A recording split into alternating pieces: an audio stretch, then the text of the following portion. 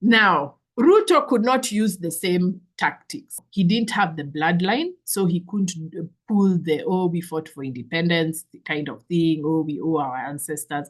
But the second most important thing was that this anti-imperial story, this anti-colonial story, was not really on its last leg. It was getting old. And why? Because the generation of people who actually saw colonialism are in a very small minority. Even Uhuru himself and even Ruto, or even me, we didn't see colonialism. Uhuru was born two years before independence, I think. So he didn't see colonial rule. The only reason why he was able to pull off that anti-colonial narrative is because of his father. Ruto did not have the bloodline.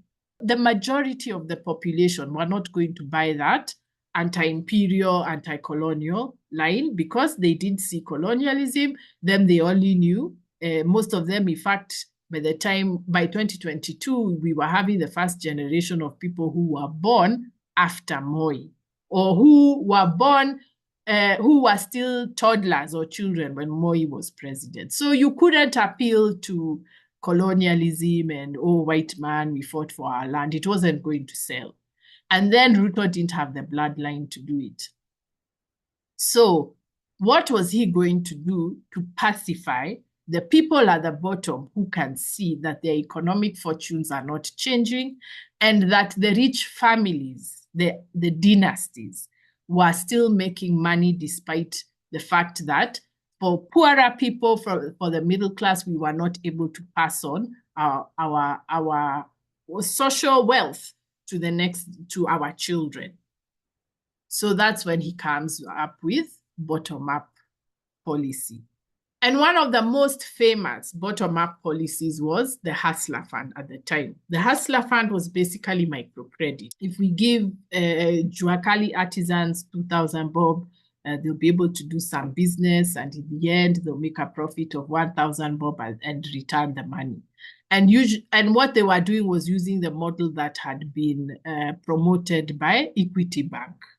But by the time these policies were being promoted through ND, there was already studies showing that microcredit does not help people get out of poverty. Because to be poor means that you also don't have some basic needs. So some of the studies showed that even if you give poor people microcredit, they start by solving their immediate problems like food, shelter, school fees, and all that, and the money doesn't go into the business. And also, if the economy is doing badly, even if you make 1,000 bob, what is that? It's not enough to get you out of being desperate to meet your basic needs. But, and this is something that we really have to ask ourselves, how come we do not have a major economic and political voice that can oppose what Ndi proposes? Because there was nobody, there was no economist who was saying, or at least we didn't see them in the media, and you see the media is so important. We saw no economist saying, no, this economic policy of microcredit is BS. But for me, my major criticism of the Hustler Fund was just this one. I was saying the problem why people are not being able to earn a living, a decent living from their business, is the structure of the economy. It is not about credit. It's not just credit. It's the structure of the economy. The economy is not producing, and what is worse, we are not being allowed to produce. That's really what we've been saying on Maisha Kazini. It's very simple. We are not being allowed to produce because the people in power with the most wealth got that wealth from theft or from tenders, even if they were legit tenders.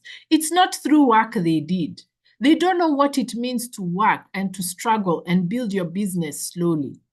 So these people cannot allow us to produce. And on this channel, we have documented and discussed so many cases of people not being able to grow things, to produce things, because they become a threat to the politicians.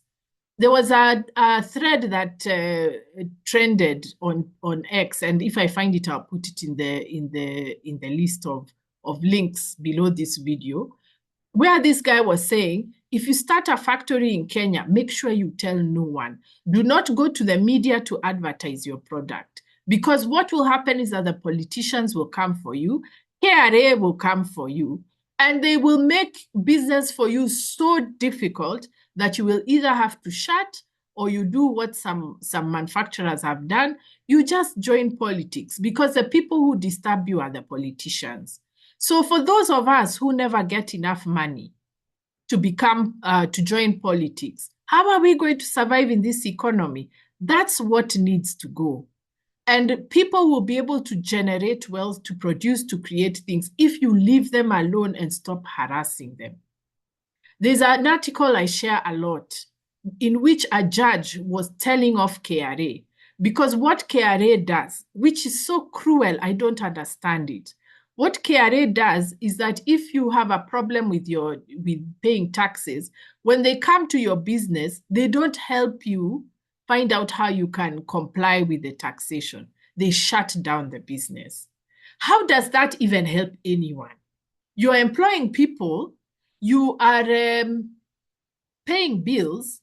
So isn't it better to leave the business running? Just show the person how to pay their bills. Instead, you shut them down. You make life so difficult. The person has to pay half their income so that they bribe you. That's where the problem is. Or look at what happened to the Kianjokoma brothers.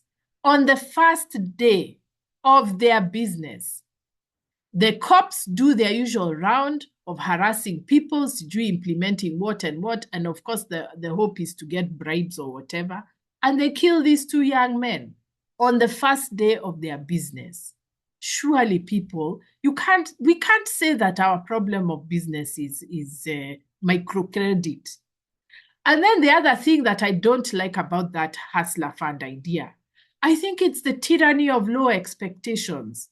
Like I have been saying, if you have Juakali artisans who were noticed in the 70s, mid-70s, by now this should be the next manufacturers. But you see, we don't give them education, they don't have a favorable business environment, they don't get support, so they stay Juakali artisans for the rest of their lives. So when we are saying, oh, the problem is they need 500 bob so that they can make 700 bob at the end of the day, come on. Why can't they be encouraged to think about getting together and starting a factory? And you see, that's the other thing. These economists think they know better than the people who are working. You're crunching numbers and doing calculations. This person is actually doing the work. You have to respect the work that they do and ask them, what are your ambitions? Have you thought of doing this? And then they go home and they think about it and they come up with an idea that you can support. The same thing with tech. I mean, I've talked about so many of these sectors. For example, on Sema Ukweli, and that's a very good place to see some of these stories. On Sema Ukweli, there was a guy who started a milk business, bought the land, set up the shed for the cows, started milking. And then now when he has milk to sell, he finds out that the milk business has been captured by cartels. And remember what I said about neoliberalism, about making money from money. So now the big shots, the African elites, are no longer interested in becoming the best milk farmers. They are more interested in capturing the milk market. So now they use their presidential plane to go and negotiate for the milk market across the border. They also try to pass laws that favor only their business, which is still happening. That's the problem of our business sector. It's not that we don't have credit. It's not that we don't have 500 bob. But this tyranny of low expectations, of expecting that, what Mama Mboga needs is to know that she has M-Pesa to fund, that she can do Fuliza at a very low rate. That's the level they were at because they have no ambitions for our people. The Kenya Kwanza campaign was, all the things you see dynasties doing, now hustlers can get. You can get credit of 500 bob. Meanwhile, these people are stealing in the billions. You can get credit of 500 bob. Now you can get CBC. You don't need to get a wholesome education. You just do a talent and we'll figure it out. Then you can go to TVET.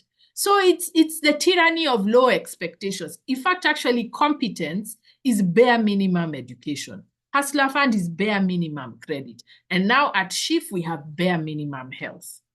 That's what we have.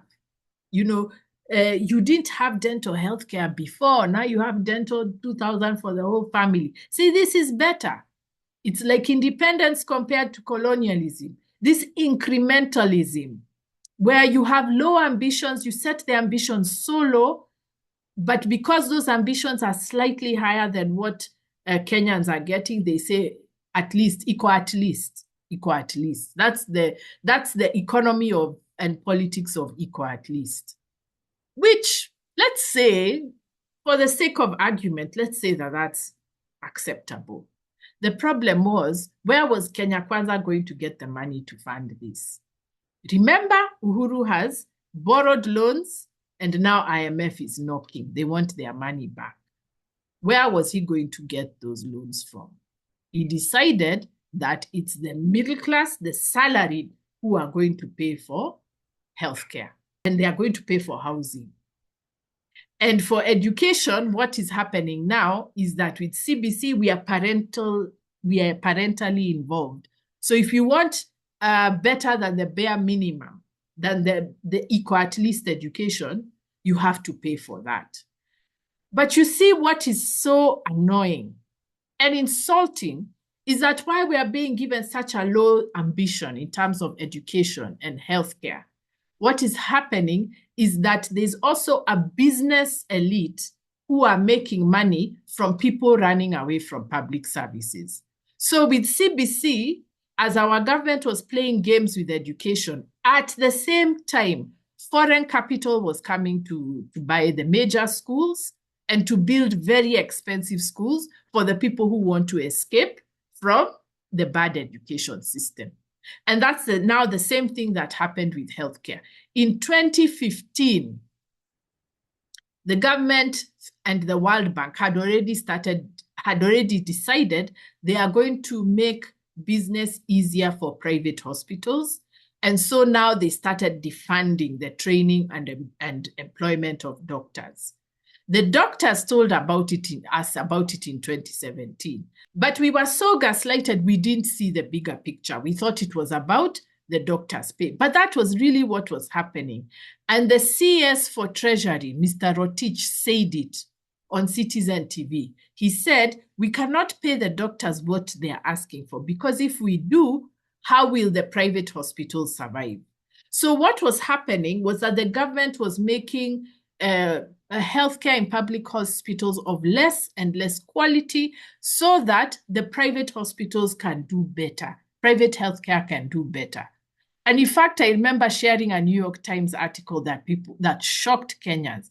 When this guy from Pakistan, an investor from Pakistan, was saying, you know, sorry, we can't deal with the poor. That's just too bad. As we've seen, there's a middle class in Kenya that is willing to pay for better healthcare, and that's our target market. So what the government was doing was making healthcare in public hospitals worse, so that those with money can go to private healthcare, and then those private healthcare people make a kill. So basically what we are having with SHIF is, again, the politics of cynicism. And in fact, I hadn't seen it until one of the SHIF supporters was saying, well, if you don't want public healthcare, you can also always go and pay it in the private hospitals, meaning they expect people to go to private hospitals. So that's why they're offering the bare minimum healthcare in the name of saying, oh, we want to include everybody, so that if you want better, you pay out of pocket at a private healthcare facility. It is so cynical.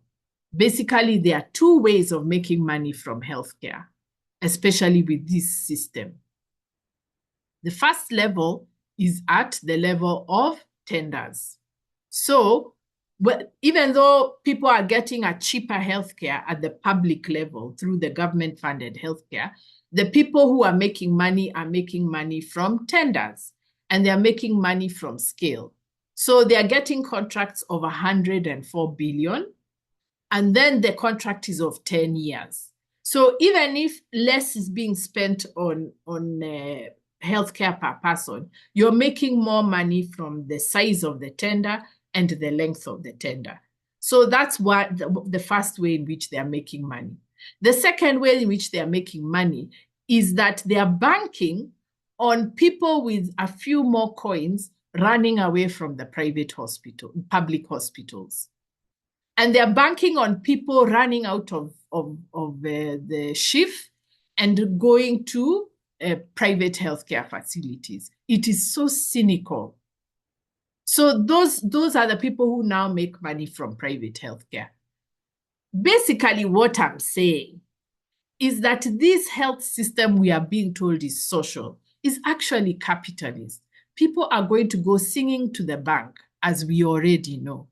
And they're making money at the two levels, at the public level through tenders, at the private level from people escaping from the public healthcare system.